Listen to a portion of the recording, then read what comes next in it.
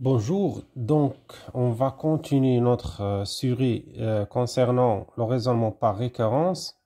Donc on est exactement dans l'exercice 5. Il s'agit de montrer par récurrence bien sûr pour tout n un entier naturel non nul. Si on fait 1 fois 2 plus 2 fois 3 plus etc. n fois n plus 1, ça donne exactement n facteur n plus 1 facteur n plus 2 le tout sur 3. Autrement, on peut simplifier cette écriture sous forme d'une somme. Il s'agit d'écrire sigma. Ici, varier k, dans la forme des termes n fois n plus 1, donc ça donne k fois k plus 1. On varie k de 1 jusqu'à n. Alors, l'étape 1, il s'agit de initialisation. C'est initialiser et voir est-ce que ça marche ou ça marche pas. Donc, si on donne n est égal à 1, on obtient ici la forme c'est 1 fois 1 plus 1, c'est 2. Et on remplace de l'autre côté, on obtient 1 fois 1 plus 1 facteur 1 plus 2 sur 3. Bien sûr, ça marche bien. On obtient 2 est égal à 2. Donc, la propriété P1 est vraie.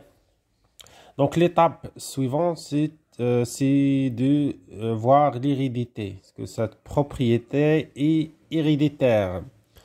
Donc, pour un certain n fixé, un certain rang de n, c'est-à-dire n appartient à une étoile, suppose la propriété P de n. On suppose qu'on a cette forme. Ça, c'est bien sûr l'hypothèse de récurrence qu'on va utiliser par la suite. Alors, et montrons, ici, on remplace n fois n plus 1, c'est-à-dire la propriété Pn plus 1. Ici, il devient n plus 1, n plus 2, n plus 3. Mais ici, il faut faire attention. Avant d'arriver au rang n plus 1, ce qui précède, c'est n fois n plus 1.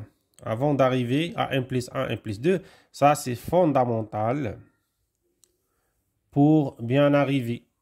Donc, cette somme, c'est exactement d'après l'hypothèse de récurrence, c'est n fois n plus 1 fois n plus 2 sur 3. Et reste ça, c'est n plus 1 facteur n plus 2. Maintenant, on va voir ici. Donc, on va arriver ici. N plus 1, facteur n plus 2, n plus 3 sur 3. Donc, on factorise ici par n plus 1, facteur n plus 2 sur 3. Vous voyez, c'est le gain.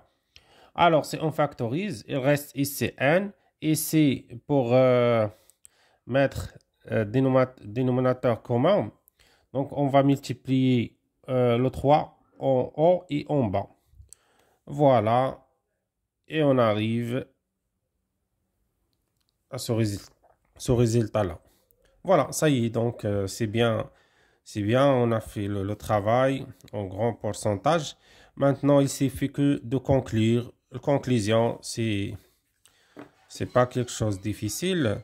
Donc, c'est, comment dire, donc, d'après le principe de raisonnement par récurrence, on a pour tout entier naturel non nul, donc on a cette quantité qu'on va montrer dès le départ.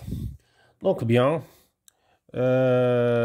vidéo qui arrive par la suite, c'est de continuer jusqu'au bout, traiter l'exercice numéro 6. Alors n'oubliez pas de partager avec les amis. Il y a ici des commentaires et des questions s'il existe, et merci bien.